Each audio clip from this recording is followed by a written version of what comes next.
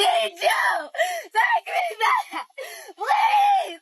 I'm going crazy! We are losing men to peace. We are losing men to... Every relationship eventually reaches a limit. When the same problems continue repeating themselves, sooner or later, one person decides they have had enough and chooses peace instead of ongoing conflict. In today's video, we'll examine emotional moments when women attempted to reconnect with their former partners after the relationship had already ended. As the video continues, each situation becomes even more unexpected. We could maybe close the door on the whole divorce attorney, type stuff. You know, I'm getting real sick and tired of you calling and coming over 24/7. Okay, well, that's rude. That's not how I was expecting you to answer the phone at all. You want me to be cordial? This isn't a cordial period of our life. I was hoping we could have a cordial conversation. Are you willing to listen or no? Fine. God forbid. I mean, okay. I should let all this go through the attorney, but what do you want? Well, I'm hoping that we can lose the attorneys. I was calling to let you know that I'm in line to pick up Micah from school, and I will drop him off after. But before you got in the car, I wanted to see if maybe we could close the door on the whole divorce attorney, type stuff. No. Why would we do that? Well, if you want me to be honest, Brian cheated on me. So, we're not together anymore. And so, we built a beautiful life together. And I understand that me, making the Tinder and everything, poetic justice right there. It up and that was a mistake. That's some poetic justice. You don't have to be rude. You're not. I just want to know. I know that the Tinder was cheat on me. A mistake on my. Can you just listen, Avery? I know that the Tinder was a mistake on my part, but I was wondering if you'd be open to reconciling our marriage and healing it, and we can go to therapy together. And her profile is absolutely hilarious. Single mom looking for a new daddy for my two sons. Must be over 6 foot and make 6 figures a year at least. No deadbeats. Whoa, I know my worth. Once trust has been shattered by cheating, rebuilding a relationship becomes extremely challenging for many people. Infidelity can change everything, and even heartfelt apologies might not be enough to fix the damage. Choices like these can create consequences that continue for many years. Thrive.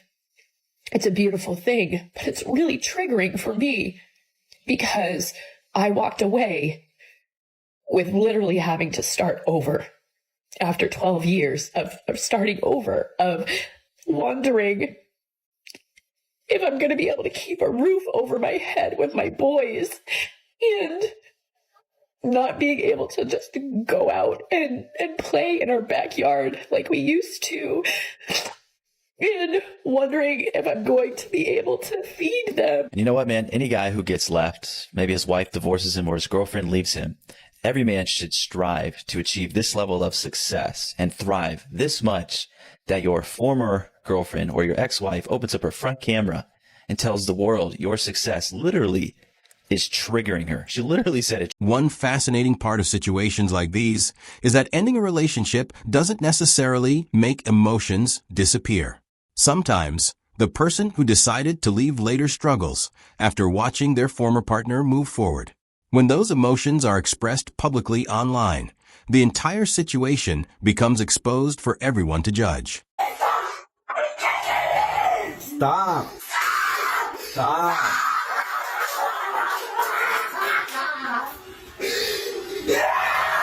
See, that's why I'm recording. Because the cops ain't gonna believe this shit. But she also needs an exorcism.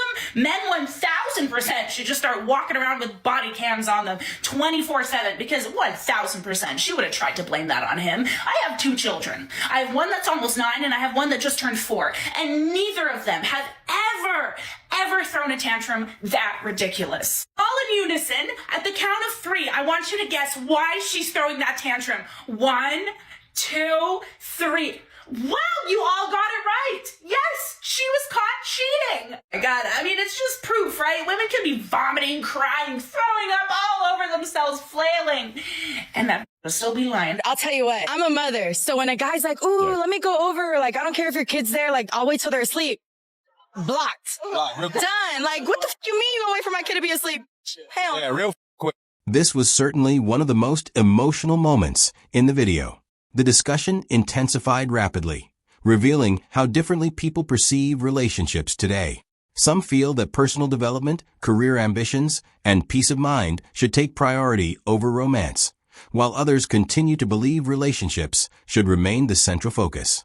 Wherever you stand, there's no denying that modern dating expectations have changed significantly. Peace. We are losing men to ourselves. Men no longer prioritize women. The man at peace is an unbuyable man. Some women are still thinking that men are in that scenario of chasing after, calling, despairing for the lack of a woman, for her absence, when in reality, today's man, he is increasingly valued. He understood that a woman is not the center of his life, that a woman is not the most important thing in the world. It is perfectly possible to live without one. Today's high value man, he seeks to make money. He seeks to do business. He seeks to grow, to develop himself. He removed women from his focus. Today's man, he realized that his peace is worth more. There is no relationship that can buy his peace. Today's man, he is unbuyable. He is non-negotiable. The peace he chose for his life has become non-negotiable. If you are a woman and are waiting for a man to venerate you, a man to idolize you, a man to dote on you, I'm very sorry, but perhaps that won't happen, because the more time passes, the more we have seen that today's generation of men is not like the generation of old, and it is we women who have been losing high-value men, serious men, hardworking men, dedicated men. If two people are simply friends, then both individuals need to share the same understanding of what that friendship truly represents. Issues often arise when one person views the connection differently from the other. Clear and honest communication from the beginning can avoid a great deal of unnecessary confusion. Me and my friend, a platonic homeboy, we went somewhere last night and we had to get out the car like 3 times. Okay. And he didn't open my door not a single time. So I let it go by a couple times, and then I said, "Oh, now that's your 3rd time not opening my door." And he was like, "Well, I feel like that's romantic." And I said, "Wait, wait, this is a common courtesy. Okay. I know we just boys. Okay. I know we just boys, but I am still, okay. Treat me like a lady. Disregard the mustache and the whiskers down here. Okay. I am very much still a feminine woman. Open my door. Open my door. Am I tripping? Bro, open my door, bro." What y'all think? You know, if you ask a lot of women how they feel about traditionalism, they don't like it. But usually when you ask them why they don't like traditionalism, they talk about the things they don't want to have to do that are considered traditional. This situation became difficult because previous relationships and current emotions began overlapping. When unresolved feelings combine with new circumstances in life, misunderstandings can develop extremely fast. It's another reminder that emotional baggage can often carry over into people's future relationships. And I got married. You got married? Yeah. You're currently married? Yes. Oh, yeah. No. Mm-mm. Oh, you gotta be kidding me. Ma'am, are you trolling me? No, I'm not. This guy called it out and you said you went and got in therapy. Yeah. And you're married and you're actively on a platform with 1 million folks actively talking about leaving your husband to get back with your ex. What? Go ahead. Yeah, he's high value, and my husband is 25 years older than me. And so I would want to be with this other high value man because he's only about 15 years older than me. So. And what does your husband do for a living? He's a pipe fitter. He works at a shipyard. So if I'm hearing you correctly, you were with a previously high value man who was 15 years older than you? Yes. And you kind of ruined that relationship, ran in the ditch. He suggested therapy. And you came in saying you went and got therapy. But also in that course of time, you moved on and you got married to a man who's 25 years older than you. And the reason you want to break your covenant with God and wreck your home of the pipe fitter guy is because the previous guy was higher value, meaning he earns more money? Yeah, and his social status. You probably have to be probably the worst woman I've ever spoken to. What? Wow. Yeah. I was hoping you were trolling, but the more you talk, the more realistic you are. So I honestly hope whoever knows this woman's husband. Many relationships are shaped by expectations involving trust, commitment, and financial security.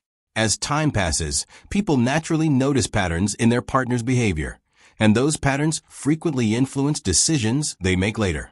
Lasting compatibility requires both individuals to share comparable values and communicate honestly with one another. Also, do you side with a man or woman in the case I'm about to present here? Okay, I'm actually going to side with the man on it, but I'd like to hear what you have to say. So, this man and this woman, husband and wife, they're having a party. They've been married for a couple years, and the guy's stepkid, her kid, is there at the party. Everybody's having a good time or whatever, and he's giving relationship advice to some of their friends.